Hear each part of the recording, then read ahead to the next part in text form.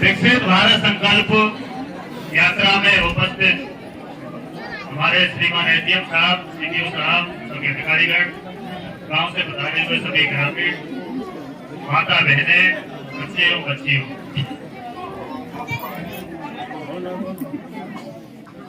मैं काकूपट सिंह गुर्जर, कृषि विभाग से सहायक कृषि अधिकारी बाड़ी। माननीय प्रधानमंत्री जी ने कृषि विभाग की 3 योजनाएं हमें भारत सरकार की तरफ से जो दी गई हैं, उनके बारे में बारी बारी से बताऊंगा। सबसे पहली बहुत महत्वपूर्ण योजना है सॉइल हेल्थ कार्ड योजना। सॉइल हेल्थ कार्ड योजना वो योजना है जिसमें किसानों के खेतों के सैंपल लिए जाते हैं, मिट्टी के नमूने लिए जाते हैं और उन नमूनों का एनालिसिस यानी जांच करवाई जाती है और जांच कराने के बाद में उनको मृदा स्वास्थ्य कार्ड दिया जाता है। मृदा स्वास्थ्य कार्ड में वो सिफारिशें दी जाती है जिन सिफारिशों के अनुसार ही आप अपनी भूमि में खाद है, जैविक खाद है, डीएपी, यूरिया, पोटाश, जो भी केमिकल्स वाले खाद होते हैं उन सभी को डालते हैं।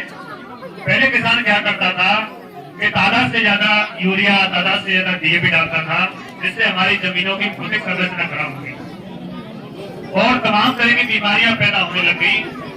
माननीय प्रधानमंत्री जी की ये सोच है कि मेरा भारत स्वस्थ रहे, हमारा किसान स्वस्थ रहे, इसके लिए उन्होंने ये कदम उठाया।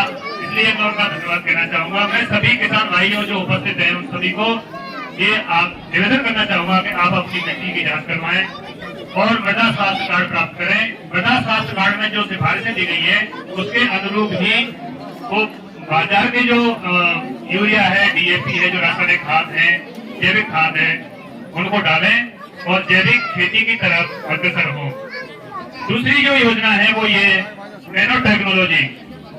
पहले अपन क्या करते थे कि मार्केट से यूरिया लेकर के आते थे और उस सूखे यूरिया को जब अपन ब्रॉडकास्टिंग करते हैं, स्प्रे करवाते हैं, उसकी छिड़काव करवाते हैं जमीन पर, तो वो सीधा भूमि पर गिरता है और वो धीरे धीरे करके उसमें से नाइट्रोजन गैस रिलीज होती है और वो धीरे धीरे करके ही पौधों को प्राप्त होता है। माननीय प्रधानमंत्री जी ने सूखे यूरिया को कम करके और नैनो यूरिया को लॉन्च किया है। नैनो यूरिया में 1 बोतल यूरिया में पूरे 1 बैग यूरिया को बंद कर दिया है। अब उसका जमीन पर जब स्प्रे करते हैं तो वो जमीन पर स्प्रे नहीं जाकर के सीधा पौधों को मिलता है, उसकी पत्तियों को मिलता है और उसके रिजल्ट बहुत अच्छे हैं। दूसरी बात इसमें यह है कि पहला जो यूरिया था उससे भूमि की जो संरचना थी वो खराब होती थी, लेकिन स्प्रे करने से वो सिर्फ पौधों तक जाता है और पौधे उससे स्वस्थ रहते हैं और वो अच्छा कारगर रहता है। इसलिए आप नैनो यूरिया का स्प्रे करवाएं। नैनो डीएपी भी बाजार में आ चुकी है और उसकी कीमत 600 रुपए है। आप नैनो डीएपी का भी स्प्रे करवा सकते हैं।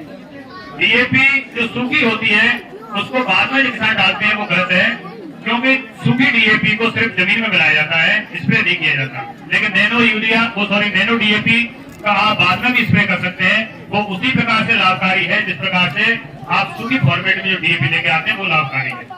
इसलिए आप नैनो डीएपी भी स्प्रे करवा सकते हैं। तीसरी जो योजना है वो है जैविक खेती। जैविक खेती वो खेती है जो हमारे पूर्वज करते थे, परंपरागत खेती करते थे। पहले वो कोई बाजार से केमिकल वाला खाद नहीं लेके आते थे, सिर्फ देसी गोबर की खाद बनाते थे और उस समय जब केमिकल वाले खाद नहीं डालते थे तो वर्षा ऋतु में आपने देखा होगा कि जो केंचुए होते हैं वो जमीन में निकल करके बाहर आ जाते थे। इतने केंचुए हमारी तालाब में यहाँ पर मिलते थे, लेकिन अब हमने केमिकल वाले खाद डाल करके उन केंचुओं को सबको खत्म कर दिया है। इसलिए सरकार ने एक नया ऑब्जेक्ट उसके लिए टीके योजना चलाई है, जिसमें वर्मी कंपोस्ट हम बेड बनवाते हैं और उसमें केंचुए डलवाते हैं और केंचुए की खाद बनती है, उससे वो बहुत ही ज्यादा महत्वपूर्ण होती है, पौधों के लिए एक वरदान होती है। तो आप भी ये कोशिश करें कि जैविक खेती की तरफ अग्रसर हो।